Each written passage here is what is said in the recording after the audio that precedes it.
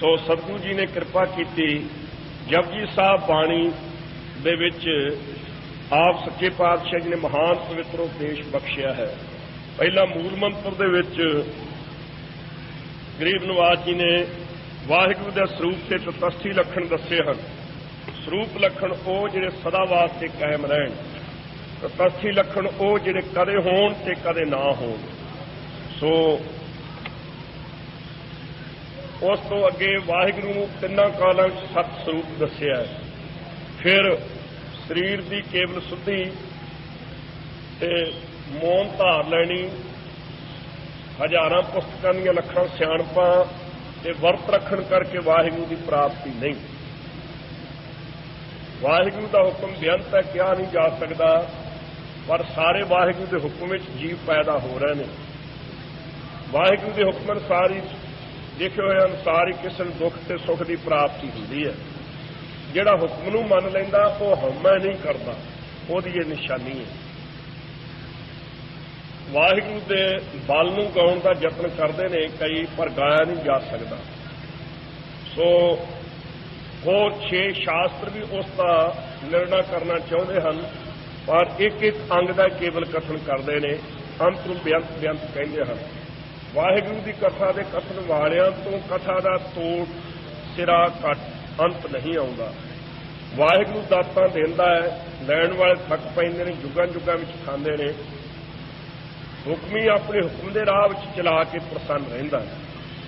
सच्चा साहिब उसका सच्चा नाम है, प्रेम के राह उसका नाम उचारना करिए। सो आके मंगते ने जीव, दाता दातां देंदा है। जदों दरबार के दर्शन होण तां किहड़ी भेटा लैके जाइए, कहंदे अमृत वेले दा जपिया होया नाम ये असल भेटा है। वो किहड़ी गल मूंहों कहिए जिसनूं सुन के वाहिगुरू प्यार धारे, वो है वाहिगुरू की वडियाइयां दी विचार करनी। सकाम कर्म करांगे तो देह कपड़ा मिलेगा, वाहिगुरू की कृपा भरी निगाह होई तो ज्ञान की प्राप्ति हो जाएगी।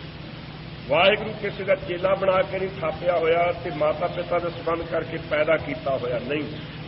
अपने आप को शुद्ध स्वरूप वाहिगुरू को प्रगट हो रहा है। जिन्होंने उसकी सेवा की उन्होंने माण जरूर मिलिया है। उन्होंने गावीए ते नाल सुणीए भी, मन में प्रेम रखिए, दुख निवृत्त होणगे, सुख नूं लैके सचखंड घर विच जावांगे। गुरमुखां दा ये जीवन है कि नाद बाजे वजाउंदे ने, तड़के उठ के कीर्तन गाउंदे ने, फिर वेद विचार ज्ञान वो कथा करते हैं, फिर उन्होंने सुरत कीर्तन ते कथा के आनंद में समाई रहिंदी है। सतगुरु जी ने सानू इको ही सिक्ख्या दी समझाई है कि सारे जीवां दा इको ही दाता है, सानू भुल नहीं जाना चाहिए। प्रतख तीर्थां ते भावना तो बिना नहा के की करोगे, कर्मां तो बिना तो किसी को कोई दात प्राप्त होई नहीं। जिन्नी भी सृष्टि पैदा हुई है सो उन्होंने कर्मानुसार ही फल सारिਆਂ ਨੂੰ मिलता है। आत्मा रूपी तीर्थ से तां नहा सकोगे जे मन में भावना होगी, वाहिगुरू के भाणे में चलोगे। बुद्धि के अंदर शुभ गुणा की परख हो जाएगी जी एक गुरु की सिक्ख्या सुनांगे। सतगुरु जी ने यहो सिक्ख्या समझाई है कि सारे जीवां दा इको ही दाता है, सानू भुल नहीं जाना चाहिए। ये 6 पौड़ियां हजूर ने फरमाइयां। 7वीं पौड़ी विच वैराग का कथन किया है। जे 4 युग लंबी उम्र हो जाए, इस तो 10 गुणा वध 40 युग लंबी उम्र हो जाए, नवा खंडा सारी सृष्टि के भावें प्रसिद्ध हो जाइए, जदों तुरीए तो नाल ही सारे तुर पैण जलूस कढ़ के, वड्डा भारी चंगा नाम वड्डा मोटा नाम रखा लीए, मूँह ते भी लोकी जस करन ते मगरों भी लोकी कीर्ति महिमा करन। कईयां दे मूँह ते जस हुंदा, मगरों गालां मिलदियां ने, पर नहीं मूँह ते भी जस मगरों भी कीर्ति होवे। पर इन्नी प्राप्ति करके भी जे वाहिगुरू की कृपा भरी निगाह विच नहीं आए तो ऐसा खोटा दिन भी कदे आवेगा, साडी गल भी नहीं किसी ने कदे पुछनी। फिर कीड़ियां विचों छोटे कीड़े सप या अविष्टा के कीड़े बनाए जावांगे। सो इस वास्ते हंकार विच नहीं कदे भी आउणा कोई प्राप्ति करके। वाहिगुरू है जिहड़ा निर्गुणे आ रहा ते उपकार करदा है। इहो जिहा कोई भी नहीं सानू दिसदा जिहड़ा उल्ट के इस वाहिगुरू ते भी कोई गुण उपकार करे। 4 पौड़ियां में गुरु की बाणी के सुनने का महात्म क्या है। भगतां दे चित्त विच खेड़ा है, वो नाम सुनते ने ਉਹਨਾਂ ਦੇ ਪਾਪ ਨਾਸ ਹੋ ਜਾਂਦੇ ਨੇ, ਇਸ ਵਾਸਤੇ ਦੁੱਖ ਵੀ ਨਾਸ ਹੋ ਜਾਂਦੇ ਨੇ। ਪਾਪਾਂ ਕਰਕੇ ਦੁੱਖ ਹੋਣਾ ਸੀ ਨਾ। ਨਾਨਕ ਭਗਤਾਂ ਸਦਾ ਵਿਗਾਸ, ਸੁਣਿਆ ਦੂਖ ਪਾਪ ਕਾ ਨਾਸ। ਚਾਰ ਪੌੜੀਆਂ ਵਿੱਚ ਮੰਨਣ ਦੀ ਮਹਿਮਾ ਕਹੀ ਹੈ, ਮੰਨਣਾ। ਜੇ ਸੁਣ ਕੇ ਮੰਨਿਆ ਨਹੀਂ ਤਾਂ ਸੁਣਨ ਦਾ ਲਾਭ ਕੋਈ ਨਹੀਂ। ਇਸ ਵਾਸਤੇ ਸੁਣਨ ਤੋਂ ਬਾਅਦ ਮੰਨਣਾ ਜ਼ਰੂਰੀ ਹੈ। ਮੰਨਣ ਕਰਕੇ ਹੀ ਮੰਨਣਾ ਪਾਵਾ ਮੋਖ ਦੁਆਰ, ਗਿਆਨ ਪ੍ਰਾਪਤ ਹੁੰਦਾ ਹੈ, ਪਰਿਵਾਰ ਦਾ ਸੁਧਾਰ ਹੁੰਦਾ ਹੈ, ਸਰਦਾ ਹੈ ਸਿੱਖ ਤੇ ਤਾਰ ਲੈਂਦਾ ਹੋਰਨਾਂ ਨੂੰ ਵੀ। ਜੂਨਾਂ ਵਿੱਚ ਭਟਕਣ ਨੂੰ ਭਿੱਖਿਆ ਨਹੀਂ ਮੰਗਦਾ। ਐਸਾ ਪਰਮੇਸ਼ਰ ਦੇ ਨਾਮ ਦਾ ਮੰਨਣਾ ਹੈ। ਜੇ ਕੋਈ ਮਨ ਕਰਕੇ ਮੰਨ ਲਵੇ ਤਾਂ ਨਿਰੰਜਨ ਦਾ ਰੂਪ ਵੀ ਹੋ ਜਾਂਦਾ, ਵਾਹਿਗੁਰੂ ਦਾ ਰੂਪ ਵੀ ਹੋ ਜਾਂਦਾ। ਅੱਗੇ ਪੰਜ ਪ੍ਰਮਾਣ ਦੀ ਪੌੜੀ ਵਿੱਚ ਨਿਧਿਆਸਨ ਕਮਾਈ ਕਰਨੀ, ਸੁਣ ਲਿਆ ਮੰਨ ਵੀ ਲਿਆ, ਤੇ ਜੇ ਕਮਾਈ ਨਾ ਕੀਤੀ ਤਾਂ ਫਿਰ ਵੀ ਕੋਈ ਲਾਭ ਨਹੀਂ। ਇਸ ਵਾਸਤੇ ਕਮਾਈ ਕਰਨੀ ਨਿਧਿਆਸਨ ਦਾ ਸਰੂਪ ਤੇ ਵਿਸ਼ਾ। ਸੋ ਉਹ ਕੀ ਹੈ, ਪੰਜ ਪ੍ਰਮਾਣ ਦੀ ਪੌੜੀ ਵਿੱਚ ਦੱਸਿਆ ਹੈ। ਭਵਿੱਖਤ ਵਾਕ ਵੀ ਪੰਜ ਪ੍ਰਮਾਣ ਦੀ ਪੌੜੀ ਵਿੱਚ ਦੱਸੇ ਨੇ। ਸਿੱਧਾ ਨੇ ਪੁੱਛਿਆ ਸੀ ਕਿੰਨੇ ਸਰੂਪ ਪ੍ਰਗਟ ਕਰੋਗੇ? ਹਜ਼ੂਰ ਨੇ ਕਿਹਾ 10। ਫਿਰ ਕੀ ਕਰੋਗੇ? ਕਹਿੰਦੇ ਖੰਡੇ ਦਾ ਅੰਮ੍ਰਿਤ ਛਕਾਵਾਂਗੇ। ਫਿਰ ਉਹ ਕੀ ਕਰੋਗੇ? ਕਹਿੰਦੇ ਖਾਲਸਾ ਪੰਥ ਸਾਜਾਂਗੇ।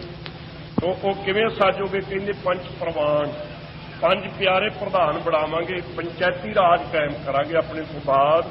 ਗੁਰਤਾ ਗੱਦੀ ਗੁਰੂ ਗ੍ਰੰਥ ਸਾਹਿਬ ਜੀ ਦੇ ਪਾਸ ਤੇ ਪੰਜ ਪਿਆਰੇ ਪ੍ਰਧਾਨ ਮੁਖੀ ਬਣਾਵਾਂਗੇ ਜਿਹੜੇ ਰਹਿਤ ਰੱਖਣਗੇ। ਪੰਜ ਪ੍ਰਮਾਣ, ਪੰਜ ਪ੍ਰਧਾਨ ਜਿਹੜੇ ਪੰਜ ਬਾਣੀਆਂ ਦੇ ਪ੍ਰੇਮੀ ਹੋਣਗੇ ਉਹ ਪ੍ਰਧਾਨ ਹੋਣਗੇ। ਪੰਚੈ ਪਾਵੈ ਦਰਗਾਹ ਮਾਨ, ਜਿਹੜੇ ਪੰਜਾਂ ਕੁਰੈਤਾਂ ਤੋਂ ਬਚਣਗੇ ਉਹ ਦਰਗਾਹ ਵਿੱਚ ਮਾਣ ਆਦਰ ਪਾਉਣਗੇ।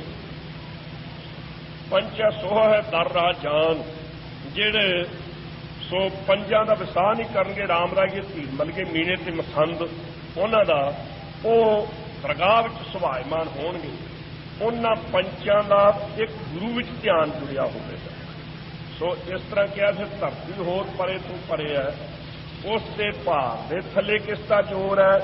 ਕਹਿੰਦੇ ਉਹ ਧਰਮ ਹੈ ਧੌਲਾ, ਧਰਮ ਰੂਪੀ ਬਲਦ ਦੀ ਇਹ ਧਰਤੀ ਚੱਕੀ ਹੋਈ ਹੈ। ਉਹ ਦਇਆ ਦਾ ਪੁੱਤਰ ਹੈ, ਸੰਤੋਖ ਦਾ ਚਾਰਾ ਚੱਲਦਾ ਹੈ। ਸੋ ਉਸਨੇ ਸਾਰੀ ਧਰਤੀ ਨੂੰ ਚੱਕਿਆ ਹੈ, ਨਹੀਂ ਤਾਂ ਧਰਤੀ ਪਰੇ ਤੋਂ ਪਰੇ ਹੈ, ਇਸ ਦਾ ਅੰਤ ਨਹੀਂ ਕੋਈ ਪਾ ਸਕਦਾ।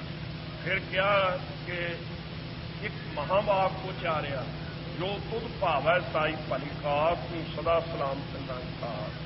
ਜੋ ਵਾਹਿਗੁਰੂ ਤੈਨੂੰ ਪਾਉਂਦਾ ਉਹ ਭਲੀ ਚੰਗੀ ਕਾਰ ਹੈ। ਤੂੰ ਸਦਾ ਕਾਇਮ ਰਹਿਣ ਵਾਲਾ ਨਿਰੰਕਾਰ ਸਰੂਪ ਹੈ। ਤੂੰ ਜੀਵ ਸਦਾ ਸਲਾਮ ਈਸ਼ਰ ਤੇ ਨਿਰੰਕਾਰ ਸੁਧ ਸਰੂਪ ਬ੍ਰਹਮ ਰੂਪ ਹੋ। ਅਸੰਖ ਜਪ ਵਿੱਚ ਸ਼ਾਂਤੀ ਤੇ ਰਾਜਸੀ ਸ੍ਰਿਸ਼ਟੀ ਦਾ ਕਥਨ ਕੀਤਾ ਹੈ। ਅਸੰਖ ਮੂਰਖ ਵਿੱਚ ਤਮੋਗੁਣੀ ਸ੍ਰਿਸ਼ਟੀ ਦਾ ਕਥਨ ਕੀਤਾ ਹੈ। ਸੋ ਅਸੰਖ ਨਾਮ ਅਸੰਖ ਥਾ ਵਿੱਚ ਬੇਅੰਤ ਨਾਮ ਤੇ ਥਾਮ ਦੱਸੇ ਨੇ। ਮੱਥੇ ਤੇ ਲਿਖੇ ਹੋਏ ਅੱਖਰਾਂ ਅਨੁਸਾਰ ਹੀ ਕੋਈ ਜੀਵ ਲਿਖ ਪੜ੍ਹ ਬੋਲ ਸਕਦੇ ਨੇ। ਸੋ ਇਸ ਤਰ੍ਹਾਂ ਉਹ ਚੌਥਾ ਮਹਾਵਾਕ ਵੀ ਉਚਾਰਿਆ, ਜੋ ਤੁਧ ਭਾਵੈ ਸਾਈ ਭਲੀ ਕਾਰ।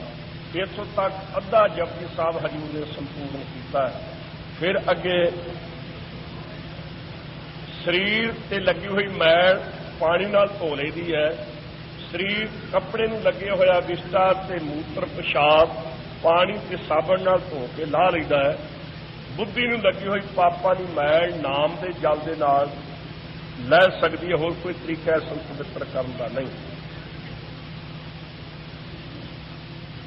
ਸੋ ਗੁਰੂ ਕੇ ਸਿੱਖ ਨਾ ਪੁੰਨੀ ਨਾ ਪਾਪੀ ਹਨ। ਜਿਹੋ ਜਿਹੇ ਜੀਵ ਕਰਮ ਕਰਦੇ ਨੇ ਲਿਖ ਕੇ ਪ੍ਰਲੋਕ ਨੂੰ ਲੈ ਜਾਂਦੇ ਨੇ। ਆਪੇ ਕੀਤੇ ਹੋਏ ਕਰਮ ਦਾ ਫਲ ਭੋਗਣਾ, ਆਪ ਬੀਜ ਆਪ ਖਾਣ ਤਰ੍ਹਾਂ ਹੈ। ਸੋ ਹੋਰ ਕੋਈ ਭਾਵੇਂ ਤੀਰਥਾਂ ਤੇ ਯਾਤਰਾ ਕਰ ਲਵੇ, ਉੱਠਾ ਨਮਕ ਕੇ ਤਪ ਕਰ ਲਵੇ, ਗਿਆਨੀਆਂ ਵਾਲੀ ਦਇਆ ਤੇ ਇੰਦਰੀਆਂ ਦਾ ਦਮਨ ਤੇ ਦਾਨ ਦੇ ਕੇ ਮਾਣ ਕਰ ਲਵੇ, ਉਸ ਦਾ ਬਹੁਤਾ ਲਾਭ ਨਹੀਂ। ਤਿਲ ਦਾ ਮਨ ਭਰ ਭਾਵੇਂ ਮਿਲ ਜਾਵੇ, ਇਸ ਤੋਂ ਵੱਧ ਨਹੀਂ, ਪਰ ਉਹ ਤਿਲਕ ਜਾਣ ਵਾਲਾ ਮਾਣ ਹੈ। ਸੋ ਗੁਰੂ ਕੀ ਬਾਣੀ ਦਾ ਸਰਵਣ ਮਨਨ ਅਭਿਆਸਨ ਕਰਨਾ ਹੀ ਆਤਮਾ ਨੂੰ ਤੀਰਥ ਤੇ ਲਾਉਣਾ ਹੈ। ਸੋ ਹਜ਼ੂਰ ਸੱਚੇ ਪਾਤਸ਼ਾਹ ਜੀ ਨੇ ਕਿਹਾ ਕਿ ਜਦੋਂ ਸ੍ਰਿਸ਼ਟੀ ਨੂੰ ਰਚਦਾ ਹੈ ਵਾਹਿਗੁਰੂ, ਉਦੋਂ ਉਹ ਆਪ ਹੀ ਉਸ ਸਮੇਂ ਨੂੰ ਜਾਣਦਾ ਹੈ। ਨਾ ਕਿਸੇ ਨੂੰ ਪਤਾ ਹੈ ਕਿ ਕਿਹੜਾ ਵੇਲਾ ਸੀ ਦਿਨ ਦਾ, ਕਿ ਵਕਤ ਸੀ ਰਾਤ ਦਾ, ਖਿੱਤ ਕਿਹੜੀ ਸੀ ਏਕ ਮਦੂਜ, ਵਾਰ ਕਿਹੜਾ ਸੀ ਐਤ ਸੋਮ, ਮਹੀਨਾ ਕਿਹੜਾ ਸੀ ਚੇਤ ਵਿਸਾਖ, ਇਹ ਨਹੀਂ ਕਿਸੇ ਨੂੰ ਪਤਾ। ਸੋ ਨਾ ਜੋਗੀ ਜਾਣਦੇ ਨੇ, ਨਾ ਕਾਜੀ ਜਾਣਦੇ ਨੇ, ਤੇ ਨਾ ਪੰਡਤ ਹੀ ਜਾਣਦੇ ਨੇ। ਜਦੋਂ ਸ੍ਰਿਸ਼ਟੀ ਨੂੰ ਰਚਦਾ ਵਾਹਿਗੁਰੂ, ਉਹ ਆਪਣੇ ਆਪ ਨੂੰ ਆਪ ਹੀ ਜਾਣਦਾ ਹੈ। ਸੋ ਜੇ ਕੋਈ ਕਹਿ ਦੇਵੇ ਮੈਂ ਜਾਣਦਾ ਤੇ ਅੰਤ ਨੂੰ ਜਾਣ ਨਹੀਂ ਸਕਦਾ, ਉਹ ਦਰਗਾਹ ਵਿੱਚ ਸੋਭੇਗਾ ਨਹੀਂ ਅੱਗੇ ਜਾ ਕੇ। ਪਤਾਲਾਂ ਦੇ ਥੱਲੇ ਲੱਖਾਂ ਹੀ ਪਤਾਲ ਨੇ, ਆਕਾਸ਼ਾਂ ਦੇ ਉੱਪਰ ਲੱਖਾਂ ਹੀ ਆਕਾਸ਼ ਨੇ। ਅੰਤ ਭਾਲਣ ਵਾਲੇ ਅੰਤ ਨੂੰ ਹੰਭ ਜਾਂਦੇ ਨੇ। ਵੇਦ ਵੀ ਇੱਕੋ ਗੱਲ ਕਹਿੰਦੇ ਨੇ ਕਿ ਵਾਹਿਗੁਰੂ ਬੇਅੰਤ ਹੈ। ਸਲਾਉਣ ਵਾਲੇ ਹੋ ਕੇ ਵਾਹਿਗੁਰੂ ਨੂੰ ਸਲਾਉਣਾ ਚਾਹੀਦਾ ਹੈ। ਸੋ ਜਿਵੇਂ ਨਦੀਆਂ ਨਾਲੇ ਜਦੋਂ ਤੱਕ ਸਮੁੰਦਰ ਵਿੱਚ ਪੈ ਨਹੀਂ ਜਾਂਦੇ, ਉਹ ਠਹਿਰਨਾ ਨਹੀਂ ਜਾਣਦੇ, ਜਦੋਂ ਤੱਕ ਵਾਹਿਗੁਰੂ ਵਿੱਚ ਅਭੇਦ ਨਹੀਂ ਹੋ ਜਾਂਦਾ ਸਿੱਖਾ, ਤਦੋਂ ਤੱਕ ਸਿਮਰਨ ਭਜਨ ਕਰੀ ਚੱਲ। ਵਾਹਿਗੁਰੂ ਦੀ ਸਿਫਤ ਕਰੀ ਚੱਲ, ਪਰ ਅੰਤ ਪਾਉਣ ਵਾਲੇ ਪਾਸੇ ਨਾ ਪੈ ਜਾਵੇਂ, ਤਾਂ ਇੱਥੋਂ ਅੰਤ ਪਾਇਆ ਨਹੀਂ ਜਾਣਾ। ਉਸ ਦੀ ਸਿਫਤ ਦਾ ਅੰਤ ਨਹੀਂ, ਸਿਫਤੀ ਦਾ ਅੰਤ ਨਹੀਂ, ਉਸ ਦੇ ਕਰਤੱਵਾਂ ਦਾ ਹੀ ਅੰਤ ਨਹੀਂ। ਤੈਨੂੰ ਇਹ ਨਹੀਂ ਪਤਾ ਵਾਹਿਗੁਰੂ ਦੇ ਮਨ ਦਾ ਮਤਾ ਕੀ ਹੈ, ਸਲਾਹ ਕੀ ਹੈ, ਉਹ ਆਪਣੇ ਮੰਤਰ ਨੂੰ ਆਪ ਹੀ ਜਾਣਦਾ। ਅੰਤ ਨਾ ਜਾਪੈ ਕਿਆ ਮਨ ਮੰਤਰ।